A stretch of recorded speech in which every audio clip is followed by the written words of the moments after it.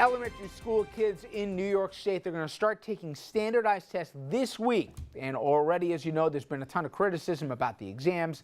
But this year, they've actually gotten even worse. Former gubernatorial candidate Zephyr Teachout, she is using this robocall to push for kids to stay home and opt out of the tests.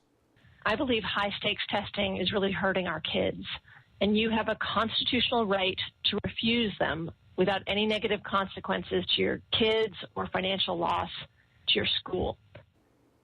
Now, teachers' unions, groups of parents, they've also joined this growing opt-out movement.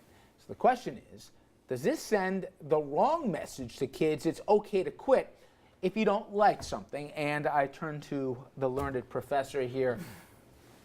For me, I'm sorry. It's not like opting out, you can do this for the rest of your life. If you're in New York, you got to take Regents, right? You got to at some point take the SAT. I mean, tests are the real world. Maybe this is tough and it puts a lot of pressure and they teach the test, all legitimate things. But is the right answer to say, take your ball and go home and to go to school that day? Now, I have to say, my kids are going into the test tomorrow. So that said, you know, I think parents can explain to kids if they feel strongly that they should opt out. I think they can explain that to them without making it seem like they are taking their ball and going home, that they're doing it for a reason. And I think there are real reasons to be concerned about these tests. Now, I myself am not doing that. But I think there are real reasons to be concerned about these tests, and you can explain to kids why we are asking you or having you opt out of this without making it like you're asking them to take their ball and go home. So I think there's a way to do it without making it seem that way. But let's remember why these tests started. We were having social promotions going on at schools. Kids were graduating, especially some of the poor public school districts, and we find out they were basically illiterate when they were getting through. They were pushing them through. So we thought, and this was bipartisan, remember, no child, that we were going to at least figure out what they knew and didn't know. And the only way to do that was to have a standard. I'm not saying this is perfect. My kids aren't taking it, and they're not of age to. But my point is, listen, I just think it's the worst kind of message to send to a kid. It's too hard, don't do it. But I think you can do it without sending the message it's too hard. And let's say, why take them out of it? I'm sorry, Scott, let's look at, you know, I have real questions about Pearson controlling this test. I mean, there are real questions to be asked about the way in which this test is administered, the way in which the focus on an entire school year can be spent focused on this test. So I agree with you. You don't want to say to a kid, you know, you're never going to be tested. But I think if a parent feels strongly that this is not in the best interest of their kid, they have every right to take the kid out, and they can explain that to a kid, and the kid can understand it. You've said to me at different times, what's the description of the generation of kids, the teacup generation? Helicopter. No, those are the parents. Okay. The teacup of how delicate some of the students are. Absolutely. How to criticism and to any kind of pressures that they can't handle it. Don't you think this kind of messaging of opting out only furthers that? Not if you explain it in the right way. If parents have a real reason for opting out, I think that there are sound reasons to be offered to children, and they will understand. I absolutely disagree that you cannot opt out your kids without hurting them. Scott, go ahead, explain it to him. No, I was just agreeing with Jeannie. Oh, guys, nuts. But obviously, what she's not saying that the test is too hard. She's saying there are real problems with the test. Yeah. My position is then you have to do something about the test being different, not suggest that you can't test. But there's a complaint from a lot of the parents, not about the methodology of the test or how it's administered. It's an undue amount of pressure being put on the kids.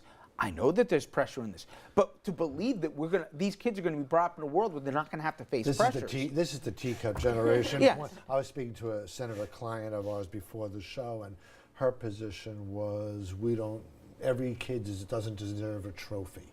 Yeah. You know, not every kid is going to be the best and brightest, and sometimes tests show competencies. And you can identify with his problems and try and help the kid out. But if you're a parent, you don't get these test scores. You don't get the test. You can't even see the test from Pearson. They're not testing the kids. That's the point. This is not about the children. So as much as, you know, we think it's about the children, this is about the teachers and holding them accountable. Here's my problem, Don. I can understand. I don't think it's fair. The same people who bitch and moan about the teachers that need to be let go and everything else, right? This is supposed to measure about what's being taught in the class and the performance and everything else. The ones who are going to lose by them opting out, by the way, are going to be the schools and the teachers, okay? So, In an unfair system. okay, but the same people who say throw the teachers out in there, you know what's, right? Now we're saying, well, we don't want to have our kids go in, and now the teacher's going to pay the price because they're going to look at how they're performing on the test or not. I just think people want this every which way but Sunday. Nobody can figure out what they want here. They want to hold the schools accountable, but they don't want to hold them accountable. Which one? Welcome to New York education. Emphasis, New York education. A bureaucracy that's gone national where nobody can figure this out. I'm going to side a little bit with Brother Richard. I do understand your point. Preach on, Brother. It's a slippery slope. So what happens when the kid comes home and says, I don't think the Regents is fair. I don't want to take it. You tell them they have to. Okay, but then how do you make them for that? But then you don't make them for this test that's you can opt out. I just think it's a... Or it's racially biased, or it's, come on. I didn't say race. I was saying that without... Wait. Now, if you want to talk about cultural and racial bias when it comes to these exams, we don't have enough time. But I don't You're want right. We don't have enough time. to be the sole black guy that's talking about race. Say, So let's leave race alone. I have real questions about Pearson's role in this testing system. And so, I am not opposed to testing by the slightest. The Regents and every other thing. I am not opposed to it. But Pearson's control and role in this, I think, raises real questions. And it's not just about Pearson. It's about any big corporation having this much control. You realize that criticism, though possibly valid, does not represent 90% of the complaints and why they're opting out.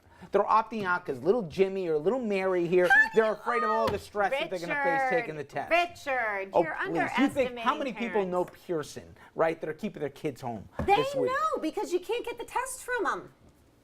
Andrew? I don't think that it's sending the wrong message to kids that you're not going to face a challenge. I just think it's stupid.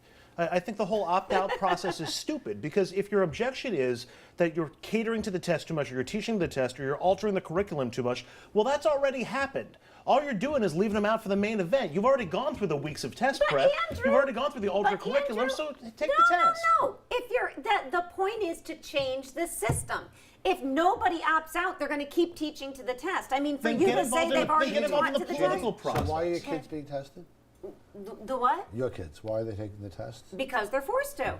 No, you had a choice. You didn't have to. You have a constitutional right. Why didn't you keep them home? I personally feel like it's okay. But I'm saying to say that they've already been taught to the test, so they have to take it, how is that any form of protest? It's the wrong protest in the wrong venue to get the wrong results. But how do you change it? You get involved politically. You elect candidates who oppose it. You work to actively change it. You run for election No, in you the can school do a board. You whole go to bunch school of things board to meeting. try and fight the test itself. Right. Absolutely. Long before it gets to test day. Absolutely. But honestly, what's going to make the difference more, Scott, than keeping your kids at home? They reach a number of kids at home, and they're going to start to think about this seriously. Otherwise, Suck it it's up not and gonna take be. the test. That's. Oh, Richard. Yes, all right. You're wanna so get mean. Oh, please. Your poor children. It's the real Your poor world. children. We live in the real world. There's not unicorns and daisies flying everywhere. Your There's poor tough children. things. Wait, there's no Take unicorns the and daisies? test. I'm sorry, you didn't hear me say that. Okay, you can get involved in the conversation at home. Head over to Facebook and Twitter and answer our question here tonight. Is it irresponsible for parents or the teachers' unions